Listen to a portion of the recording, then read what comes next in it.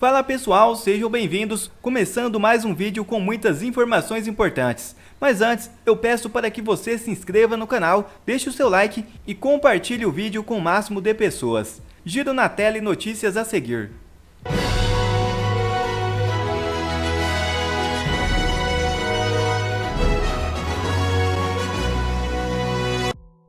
A hora é agora. Povo volta às ruas e protesta contra a indicação de Flávio Dino ao STF.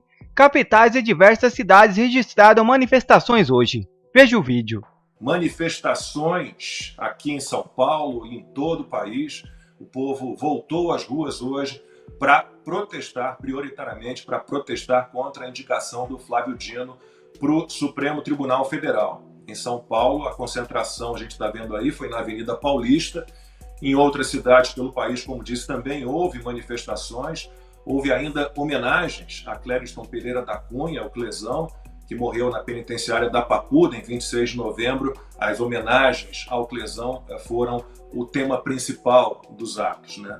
E na Paulista hoje, a gente viu ali também imagens de Brasília, e na Paulista hoje teve música contra a indicação do Dino para o STF. Dino não, é mais um pra ignorar a nossa Constituição. Dino não, esse cara do Supremo é uma esculhambação. Dino não, já não basta um desmando. Constantino, começo por você. Hoje é quase que um programa temático aqui, inclusive o chat também está no mesmo ritmo, né? Um programa Dino não, porque não dá para a gente aceitar assim, de qualquer maneira, a indicação de Flávio Dino, que a gente sabe que vai politizar ainda mais uma corte já tão politizada, que a gente sabe também que não vai brigar pelo cumprimento da Constituição, que não vai brigar pela liberdade. Então este é o movimento hoje nas ruas e o movimento aqui no 4x4 também, no chat do 4x4, Consta. É isso aí, Lacombe. Somos monotemáticos hoje, porque é fundamental dar um jeito de barrar a ida do comunista que frequenta favelas dominadas pelo crime organizado sem escolta policial, mas se recusa, se nega a ir na Câmara dos Deputados quando convidado, alegando falta de segurança, né? Então é óbvio que o Flávio Dino é uma ameaça incrível. As ruas mostraram isso, estão atentos esses brasileiros, esses patriotas, e o mais importante para mim talvez seja deixar muito claro que o povo brasileiro não vai se intimidar e não vai sucumbir à tentativa de intimidação e de medo por parte do Supremo Tribunal, do Alexandre de Moraes. Eles tentaram, né, criminalizar as manifestações em conluio com a grande imprensa, a velha mídia.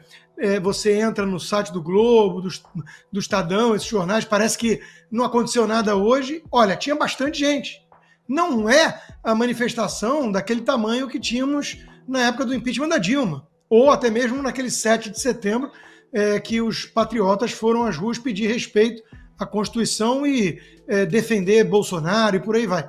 Mas não é pouca gente, não é nada desprezível. E é muito simbólico o fato de que essas pessoas estão indo às ruas apesar da tentativa de intimidação do Supremo, que, repito, tentou criminalizar as manifestações da direita, ou dos patriotas, ou de quem pede respeito à Constituição, ou de quem tem dúvidas em relação ao processo eleitoral, ou de quem defende a liberdade e a democracia de fato, e não apenas em cartinha patética ou em palavras que o vento leva. Então, é muito importante isso para mim, Lacombe, porque eu estudei o suficiente de história para saber que todo regime tirânico, todo regime autoritário, ele começa exatamente tentando esvaziar e tirar o povo das ruas. Todo tirano tem medo disso. Então, o Putin, na Rússia, o grande ídolo aí do Lula, né, ele fez exatamente isso. Ele começou a criar leis para criminalizar as manifestações, começou a usar a polícia para prender aleatoriamente, para intimidar, até conseguir esvaziar as manifestações contra o seu regime cada vez mais despótico. Em Cuba, desnecessário dizer que há muito tempo não se vê manifestação de verdade, porque o regime prende dissidentes, né, e tortura e por aí vai. Na Venezuela, os milicianos cubanos importados por Maduro, também abriram fogo, usaram de violência para tentar afastar o povo, a população das ruas. Então é muito importante porque o Brasil está nesse ponto de inflexão. Nós estamos decidindo se vamos virar mesmo Cuba, Venezuela, Nicarágua, que é o que o PT e o Flávio Dino pretendem, que fique claro isso, e a ida do Flávio Dino para o Supremo representa um enorme passo nessa direção, ou se nós vamos tentar resgatar de alguma forma o país dessa corja, dessa quadrilha comunista, e vamos lembrar que a Constituição é muito clara quando diz que o poder emana do povo. Nós não podemos nos intimidar, nós não podemos nos calar e aceitar passivamente entregar de bandeja uma nação inteira como o Brasil, né, na mão dessa quadrilha, dessa turma que já está no primeiro ano de desgoverno, destruindo o país, mas numa velocidade impressionante, não surpreendente. Para quem conhece o trabalho deles, sabe qual é o intuito e o que eles fizeram no verão passado. Então é muito importante ter temas únicos ou claros para poder concentrar a energia. Falta, às vezes, um pouco de estratégia à direita. Não adianta ficar batendo cabeça e querer abraçar o mundo e lutar contra tudo e todos, porque isso é uma derrota certa. Você tem que ter alguma inteligência, alguma estratégia militar, né, no caso, para poder comprar as brigas certas. E sim, é duro dizer isso, mas tem que engolir algum sapo, não o sapo barbudo, esse não se engole, porque não dá para digerir. Mas temos que engolir alguns sapos e fazer algumas alianças temporárias para poder somar e deixar claro que o Brasil não vai virar a Venezuela. Quem é contra esse projeto de venezuelização do Brasil, de ditadura togada, de Alexandre de Moraes bancando o imperador, tem que estar unido nesse momento. Tem que estar unido. Pode ter até um viés mais aí progressista, pode ser um democrata de fato que defende um caminho mais estatizante na economia, uma justiça social meio vaga, alguma coisa assim, mas se entende que o Alexandre de Moraes e o Supremo passaram há muito tempo do limite e que os comunistas corruptos da quadrilha do PT não podem fazer com o Brasil o que seus companheiros fizeram na Venezuela e o que os seus companheiros iam fazendo na Argentina, não fosse essa guinada importante da qual vamos falar, né? Tem que serrar a fileira com os patriotas, tem que estar junto nesse momento contra essa turma vermelha. O Dino indicado para o Supremo, consta, é porque o Lula levou a eleição, né? E ele, como citei lá no início, você mandou uma fala do Lula aí nesse evento do PT durante a semana em Brasília, naquela concentração, num recorde mundial de maldade ali, de concentração de maldade. Ele sabe muito bem quem votou nele, né, Consta? Exatamente, Lacombe. Na verdade, o Brasil está de volta, né? O amor venceu e o Brasil está de volta. E as empreiteiras estão salivando, os sindicatos, as máfias sindicais estão salivando. Só quem não está coletando nenhum tipo de prêmio concreto é o povo. Aquele que ficou salivando, esperando chuva de picanha, esse não está recebendo nada disso. E é o que diz o próprio Lula, né? Ele reconhece com toda a sinceridade ou sincericídio, né, que quando o povo melhora um pouquinho de vida já não vota mais nele. Ou seja, o PT precisa da miséria e da ignorância. Não é por acaso, e tampouco é preconceito dizer isso, que em redutos de maior miséria e ignorância, como, por exemplo, lugares mais pobres do Nordeste, é onde o PT continua mandando, sem precisar de ajuda, até do Supremo, muitas vezes, né? Porque tem esse embate aí que não dá para acusar a gente de golpista quando o próprio pessoal do Supremo diz: nós colocamos o Lula lá, nós, graças a nós, o Lula voltou à cena do crime, como diria o Alckmin, né? Então, vamos ver a fala sincera ou o sincericídio do Lula. Que quem vota majoritariamente no PT são pessoas que ganham até 2 salários mínimos. Um metalúrgico de São Bernardo que ganha 8 mil reais já não quer mais votar na gente. Pega a pesquisa e vocês percebem que quem ganha acima de 5 salários mínimos já tem dificuldade de votar na gente. É porque essa pessoa ficou ruim? Não. É porque possivelmente essa pessoa elevou 1 milímetro o padrão de vida dela, de aprendizado dela, e nós não aprendemos a conversar com ela. Bom, mais sincero do que isso, Costa, acho que não tem, né? melhorou de Exato. vida, se informou mais, estudou mais, tem um pouquinho mais de conhecimento, não tem problemas de memória, né? Não vai votar no Lula. É isso, né? Quer dizer, o PT é uma grande farsa, né? É uma quadrilha, um bando de corruptos que tem comparsas e não aliados, que tem projeto de poder e não de país e que não esconde. Não esconde. Se a imprensa estivesse disposta a ouvir e dar chamada para isso, fizessem uma matéria de 5 minutos no Fantástico, no Jornal Nacional, mas isso não acontece. Eles protegem porque eles são mancomunados de alguma forma, estão em conluio com essa corja demagoga, sensacionalista. Veja que o líder do governo, o Capitão Cueca, assim conhecido por alguns, né, José Guimarães, que teve um assessor preso com dólares na cueca e tudo, o José Guimarães disse, se tiver que fazer déficit, vamos fazer, ou a gente não ganha eleição. Quer dizer, o Lacombe, o mais curioso disso é que nunca esteve tão às claras. Tem gente aí intelectual, tem banqueiro, tem arrumadinho, tucano, fazendo cartinha, tem gente que fez o L com convicção, né? Eu voto em Lula com convicção, disse Armínio Fraga e companhia. E eles não estão vindo a público dizer assim, olha, eu participei de uma farsa, peço perdão ao povo brasileiro. Eles continuam agindo de maneira dissimulada, como se isso aí não fosse a cara do PT sempre. O que mudou para eles acharem que havia um Mandela com o próprio Armínio na economia? Com responsabilidade fiscal e respeitando a regra do jogo, e as empresas que foram privatizadas, e governança profissional e estatal. O que mudou? Não dá nem para dizer que houve estelionato eleitoral nesse sentido. O PT falou para que estava voltando a cena do crime. É para isso mesmo, é para se lambuzar com a coisa pública, para dividir o butim com os seus comparsas, para convidar para pilhagem aqueles que estavam jogados, escanteados no governo Bolsonaro, porque era um governo sem corrupção, né? 4 anos. Tiveram que ficar criando factoides na imprensa, né? Porque não tinha escândalo. Então, está muito claro o que está acontecendo.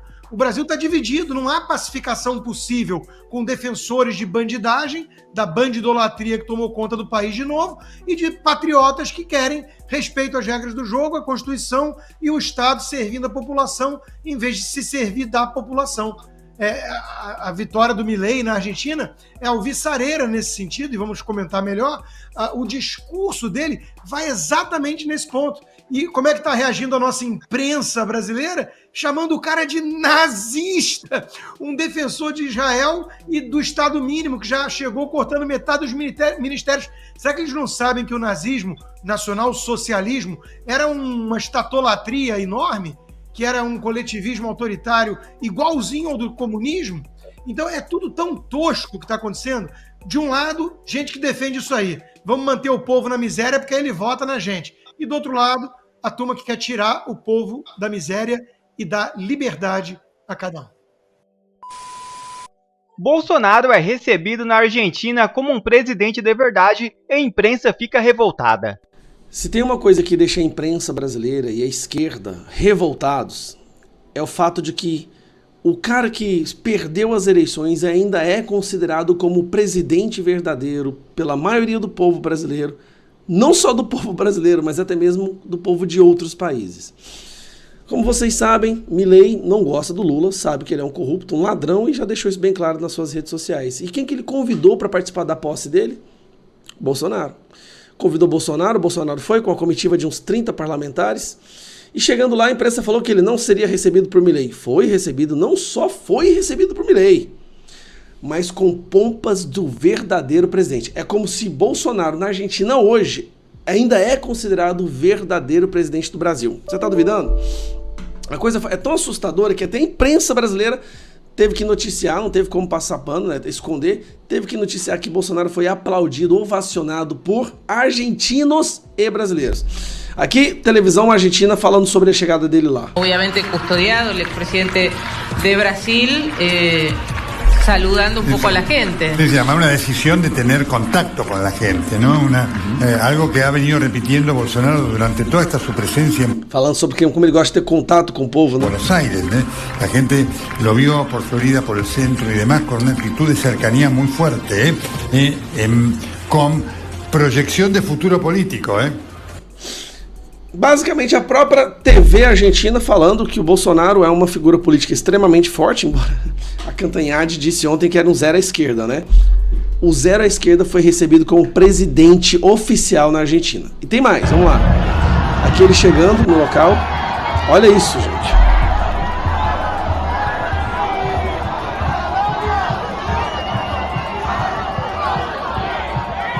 Presta atenção que o povo tá gritando o nome dele.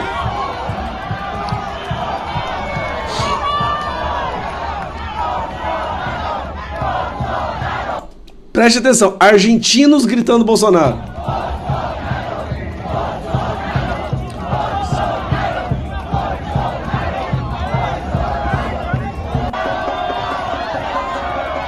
Que é isso?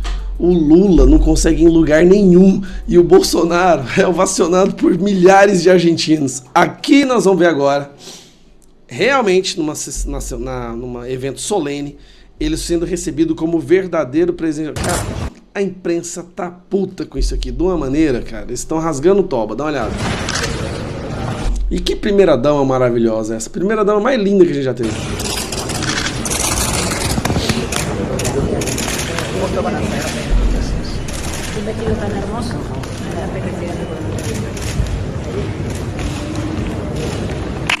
Olha o jeito que o Eduardo chega.